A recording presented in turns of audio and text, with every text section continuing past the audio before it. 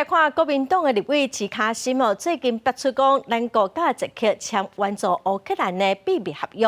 外交部嘛对齐卡辛提出告诉，今仔外交部长吴钊燮伫立法院质询，嘛甲齐卡辛哦，你一句我一句，针锋相对。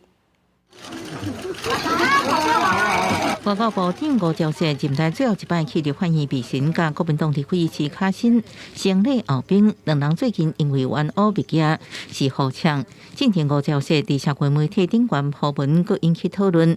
原本放下南亚党团规划用车轮战执行，是外交部和民进党团也派出真侪名立委透早制定外交国防委员会，两边拄做伙是一句来一句去。你不要打断我，要有礼貌。赶快讲，赶快讲。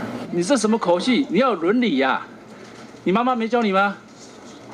也没教你教好啊。提醒召委，好，时间到的时候，你要考虑到下一个委员的发言。本席是主席啊，哈。登记第一位发言，齐卡辛早就有准备，换 cosplay 魔法衫，佮亲身送咸酸甜酸瓜予吴钊燮。帅气佮积极，咱透过捷克援助乌克兰的相关细节。过程当中，拿着东边不分区外建民拢喊起出来听质询。300万美金，立法院要如何监督？采购是 CHTI 的采购，不受我们国内的这个采购法的限制。捷克期刊就已经报道了啦，他们报道的是一部分，但是没有把这个文件拿出来给大家看。那我们的合作方有没有因为这样子产生一些变化？合作的态度还是非常的明确。